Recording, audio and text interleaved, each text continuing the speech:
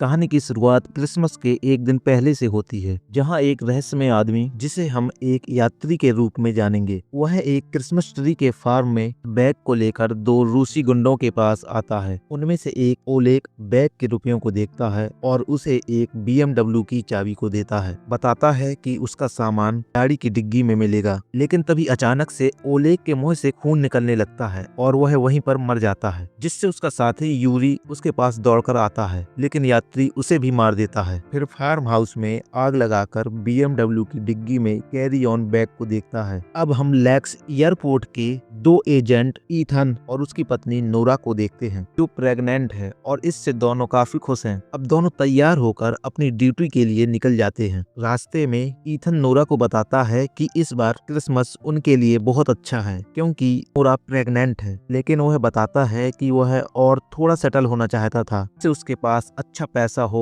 और वह एक डॉगी भी पालना चाहता था। इसे सुनकर नोरा काफी खुश हो जाती है और बताती है कि उसे ये लाइफ बहुत पसंद है। अपनी गाड़ी से उतरने के बाद नोरा ईथन से क्रिसमस में एक गिफ्ट मांगती है, जिसमें वह पुलिस एकेडमी को ज्वाइन कर ले। फिर ये दोनों एयरपोर्ट की बस में बैठ जाते हैं। यहाँ पर नोरा ईथन को बताती है कि तुम्हें पुलिस एकेडमी को ज्वाइन कर लेना चाहिए, क्योंकि वह उसका सपना था, लेकिन ईथन बताता है कि वह इसमें रिजेक्ट हो गया था, जिससे नोरा उसका हौसला बढ़ाती है और कहती है कि जिस प्रकार तुमने मुझे पाने के लिए कई बार कोशिश की, उसी प्रकार तुम पुलिस एकेडमी को ज्वाइन करने की कोशिश कर सकते हो। फिर ये दोनों एयरपोर्ट पर आ जाते हैं, जहाँ पर नोरा ऑपरेशन डायरेक्टर के रूप में काम करती है। तभी ईथन देखता है कि वह अपनी ड्यूटी के लिए लेट हो गया है, जिससे वह दौड़कर जाने लगता है और यहाँ पर वह ट्रांसपोर्टेशन सिक्योरिटी एजेंट के रूप में काम करता है। इनका ऑफिसर सभी एजेंट्स को समझाता है कि यहाँ पर क्रिसमस डे के दिन कम से कम 2 लाख यात्री आने वाले हैं, जो हमको लड़ने के लिए मजबूर करेंगे, लेकिन हमें उनसे लड़ना नहीं है, बल्कि हमें एयरपोर्ट की सुरक्षा करनी है। तभी यहाँ पर ईथन आ जाता है। फिर दूसरा ऑफिसर विलियम सभी एजेंट्स को बताता है कि DHS से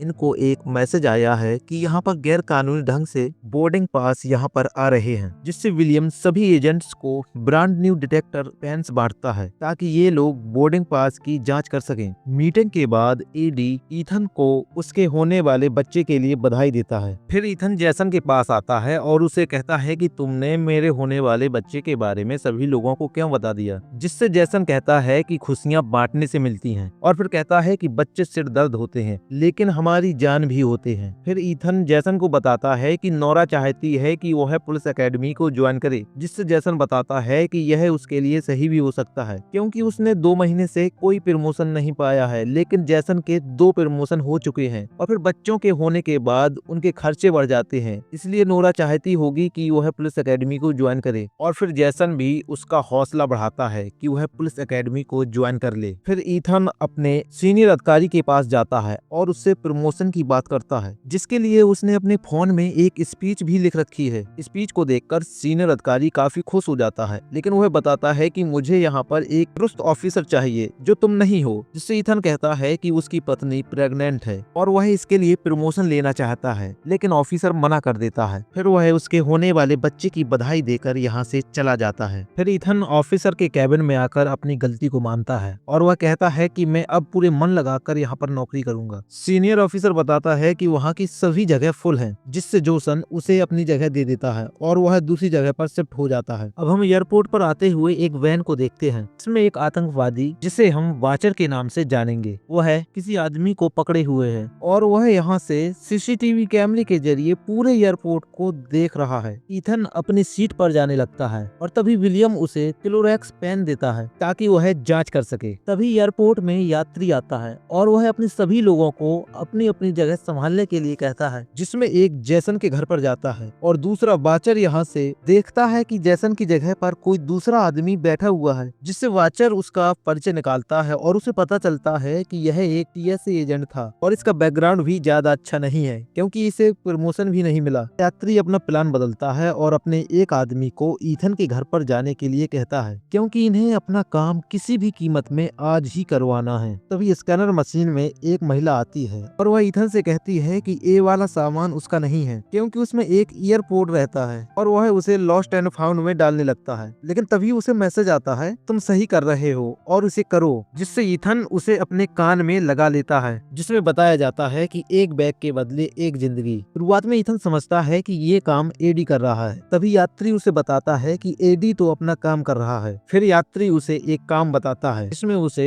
JFK जाने वाली फ्लाइट में बोर्डिंग पास लेकर उसका एक साथी आ रहा है जिसको तुम्हें बिना किसी रोक टोक के आगे जाने देना है। तभी यात्री बताता है कि उसका टारगेट ईथन नहीं था बल्कि जैसन था, लेकिन आज तुम उसकी जगह पर आ गए हो, इसलिए मैं तुमसे काम करवा रहा हूँ। फिर यात्री बताता है कि उसके बैग में हीरे हैं। फिर वह जैसन के घर की सारी डिटेल बताता है जिससे ईथन यात्री के बारे में पूछता है। यात्री उसे बताता है कि वह उसे देख रहा है और वह उसके हाथ को नीचे करने के लिए कहता है ताकि सीनियर अधिकारी उसे देख न ले। तब उनका साथी ईथन के घर पर पहुंच जाता है जहां पर उसे उसकी गर्लफ्रेंड की पेमेंट स्लिप मिलती है जिससे वाचर नोरा की सारी डिटेल निकाल लेता है। तभी वाचर ईथन के फोन को देखता है जिसमें वह पुलिस को फोन लगा रहा होता है। यात्री उसे फोन काटने के लिए कहता है, नहीं तो वह नोरा को जान से मार देगा जो अभी गर्भवती है, जिससे ईथन डर जाता है और पुलिस के फोन को काट देता है और उसे अपना फोन लॉस्ट एंड फाउंड में लॉक करने के लिए कहता है। फिर यात्री बताता है कि अगली 5:40 पर जाने वाली फ्लाइट के बाद तुम दोनों हमसे आजाद हो जाओगे और यदि तुमने अभी बैग को खोलने की कोशिश की या किसी को बताया तो नोरा जान से मर जाएगी।